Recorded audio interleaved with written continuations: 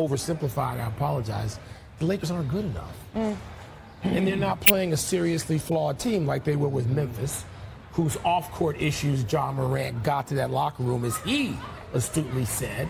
And the Warriors, we look back and we know all the troubles they've been having all year on the road particularly, but not being a championship team and maxing out, as Steve Kerr said. And now they're getting a team that's a championship-level team. I mean, that's what Denver is, the one seed most of the season. So a lot of this is beyond the Lakers' control. Yes, they're going to have to get better play from everybody. D'Angelo Russell has to play as we see when he scores 17 or more points. Now when he's sort of a no-show, that's a lot of pressure to put on D'Angelo Russell by himself. There's so many things that have to go right for the Lakers. They have to defensively do something they have been unable to do through 3 games, which is corral Jamal Murray and Joker. And even when they get Jamal Murray corralled in a half or a quarter. Down at 3-0, 8 other times in franchise history. They were swept each time. That's the most losses without a win in NBA history. So history, it's on the Nuggets side, right? But on Saturday, I asked Nikola Jokic about tonight's closeout game. Take a listen. I mean, to be honest, I'm not gonna say that I'm scared, but I'm worried because they have LeBron on the other side, and he's capable of doing everything, So we're gonna come here with the same mindset, same focus, and I think that's gonna put a situation to win a game. The only way you can win this is to make history. You've made history so many times before. You know the game. Does that thought even cross your mind that that's the only way you can do it, and you'd like to make history again, obviously? Of course. That's the only mindset for me, for sure. So if LeBron is looking to make history, we have our resident historian, the great Hall of Famer, Michael Wilbon. And we had to take a little trip outside, Mr. Wilbon, because right across the street here in Crypto.com Arena, we were maybe... What will they make? Let's talk a little bit more about LeBron James, because in the 25 elimination games that he has played in, he's averaging 33.5 points in those games. That's the highest that we've seen in the NBA. But we've laid out just how steep this is for even him to overcome. What does he need to do? How are you viewing this for him? I mean, LeBron will do whatever he needs to do at the beginning of the game, which is assess the situation. And then we see him either thinking he needs to get teammates going first, and that may be a lot to what Per's talking about when you had that lineup on the floor. Or LeBron comes out really aggressive and gets to the basket, and by the way, not settling for 3. I know he hit 3 of them in the second half in that game, but that's not going to be the answer. And again, even if LeBron makes those adjustments, what was that stat we just saw about the number of times the Lakers, and I know this is different players and different teams over history, goes back to Jerry West, Shaq, and Kobe. They've been down 3-0 8 times and gotten swept each time. Did I just see that? Okay. Perk, I agree with you about Darvin Ham could be out of moves because he made the Hachimura move.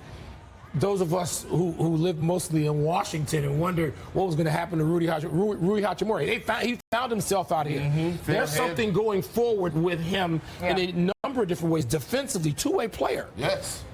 It's tonight or if they have to go to Wednesday. We haven't seen that. So a lot of this is, we keep talking about what the Lakers can do better. The Lakers will do a lot of stuff better, and Malika still not win. I'm not expecting a historic run. It might win tonight, but I'm not expecting history. I'm not expecting history either, but I am expecting the Lakers to win. The only adjustment that I witnessed Darvin Ham do this postseason was give Lonnie Walker more minutes. Not give, but he earned that. I expect him to make some type of adjustment tonight. I thought he was going to do it after game 2 when they went down 0-2. And you talk about the pressure on D'Angelo Russell.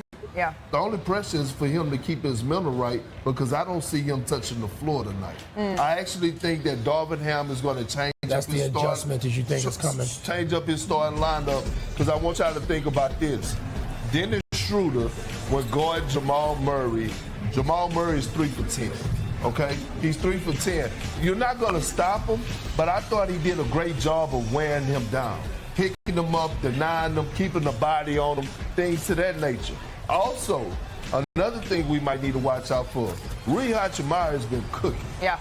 I think it might be time to... He's the odd moves. Yes, the move you're making has to be made, whether he sees the floor at all or no not choice. with D'Lo. But at the end of the day, is Denver just... I mean, they're better team. No, they are the better team, man. And when you think about the adjustments that Michael Malone made, think about it.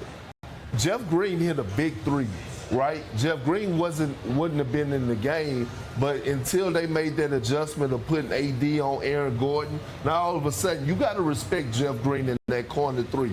Bruce Brown, and I cannot speak highly enough of Michael Porter Jr. and of growth. 6 assists. Some of the shots that he would have took like last year, he passed those up to get a great shot. But when it comes down to Braun, I've never seen him look so discouraged in himself. I seen bad body language after his missed shots. And I think tonight is not going to be a lot of threes. It's not going to be a lot of turnarounds. But LeBron James will not get. The Nuggets were talking. I was at Game 3. They were coming. I said this earlier on the show. They're coming down. Up. The legend Michael Wilbon, thank you so much for spending some time with us here on NBA Today. Much more Michael Wilbon coming up here on NBA Countdown, but coming up here on NBA Today, Jamal Murray, we touched on it a little bit, but he is the Nuggets on the cusp of their first finals appearance in franchise history. So we have an all-access. Wouldn't that be crazy? It's LeBron James. Of course, you never bet against LeBron. No, I'm not going to the betting window on that. But Perk, here's the one thing. You mentioned Michael Porter Jr. and Aaron Gordon. They haven't even had the kind of games yet that they're capable of having, even though I'm with you on Michael Porter Jr. and diversifying his game in a way that we didn't see previously. But this seems like one of those games with no pressure whatsoever, that Aaron Gordon and Michael Porter Jr. could just sort of take up the slack if the Lakers do clamp down a little bit on Joker and Jamal Murray. But this just seems like one of those things. I also like what I'm hearing from Denver. I know I keep going back and talking about the Lakers. Yeah. I keep going back. I like what I'm hearing from them about let's get this done. Absolutely. Let's not mess around here. Because Perk knows what that happens if you can give up that one game and all of a sudden momentum catches you. Not that it's historic. But I agree with you about LeBron. I think he's going to come out and be like a locomotive. I do. Now, the question. But if, a big if that is to happen.